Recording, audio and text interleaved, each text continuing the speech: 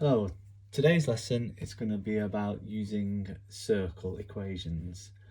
So if you look at the top, the first point I've made is really important, and again this is nothing new to you, and that is the idea of using the circle song, which is pretty awesome, and it tells us all of the facts that we need to do our calculations with circles. So look that video up, I'll attach it in our link as well. So if you remember the circle song, it says pi r squared sounds like area to me, and if you look at the first formula I've written down, A is pi r squared, so that's the formula for area. And then it says in the song as well, if I need circumference I just use pi d, so circumference equals pi d.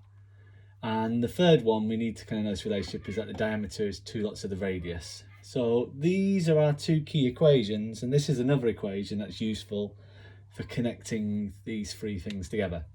So if you look on the right hand side of my diagram, I've got a circle, and I'm just going to label it with some key facts first of all, and that is if the center point to the outside is going to be referred to as the radius. So that distance there between the center and the outer perimeter is called the radius. If we have the distance all the way across through the center point in a straight line from one side to the other, we refer to that as the diameter. And the reason why the formula is the diameter is 2 lots of the radius is because one lot of radius would take to the center and then another lot would take you back out to the other side. And then the final bit on our diagram, we're just going to label what the distance around the outside. So that's normally called perimeter, but in a circle it's called circumference. So it's got a special name in a circle. The next point I've made is when we give our answers. So we can either give our answers in terms of pi, which is a multiple of this value linked to circles, or we could give it to a particular degree of accuracy. So we could round it to 2 decimal places or one significant figure, or whatever the question asks for. So we're going to do both in all of our examples today. We're going to give it in terms of pi, and then we're going to give it as a decimal as well. So my first kind of question is find the area of a circle with a radius of 3 centimeters. So the key idea is we're finding area and we've got information about the radius. So if we look at our formulae, we know that the formulae has the right information, area and radius.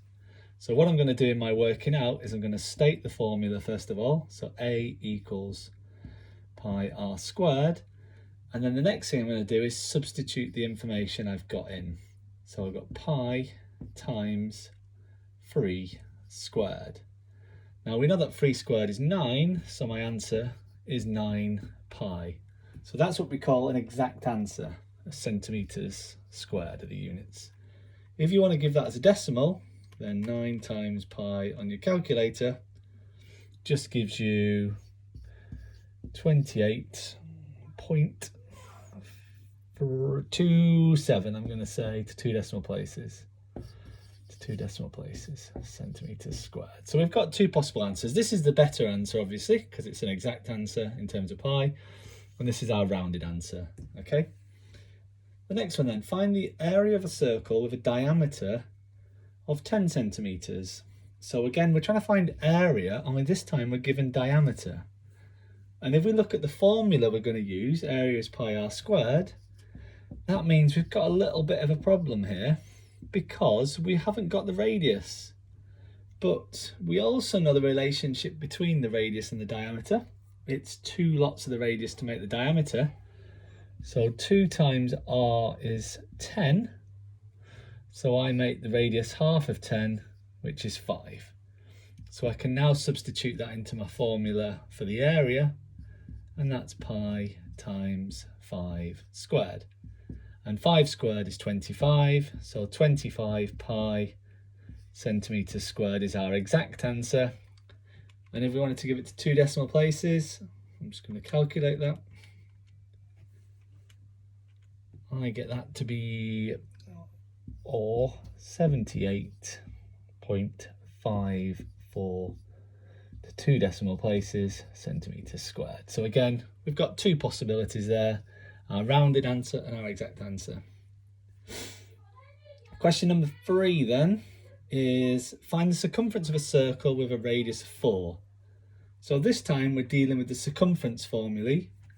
So state the formula we're going to use, C equals pi d, And again, we've got the same problem we had before in that the formula we're using requires d, whereas we're given the radius. But we know the relationship between diameter and radius.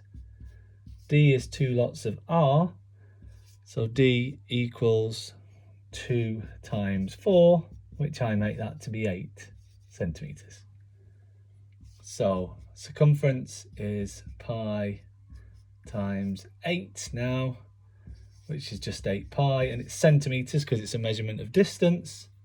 And if we want to give that as a decimalised answer, I'm going to say that that is 25.13 to 2 decimal places centimetres. Okay, so if you can do that, that's brilliant. Let's have a look at this final question now. And this final question involves the idea of problem solving, because we're going to have to work backwards through our formula. So it says we've got a circle with an area of 100 centimetres squared and we want the radius. So we've got the formula. We know that the area is pi r squared, and we know that the area is 100. So this time we've got the information about the area, and we've got pi r squared. So what we have to do here is we have to work in reverse through the formula. So the formula says we times by pi and then square it. So we're going to divide by pi. So 100 divide by pi, and then we're going to square root it, because square rooting is the inverse of squaring. So 100 divided by pi, and then square root your answer, and that gives me 5.6 to 1 decimal place centimetres. And if you wanted to just do a quick check, just to check your answer, again, it's not going to be exact. If you do pi times 5.6 squared, what we should get is an area close to 100. We won't get exactly 100 because we rounded our answer. So let's just see how close we are. 5.6 squared times pi, and that gives me an answer of 98.5. Again, 98.5, which is squiggly equals approximately 100 centimetres squared. So we can see it's worked. Okay, so what I'd like you to do now is make some notes on that. It should take you some time, and then I'll set you the work in class. Thank you.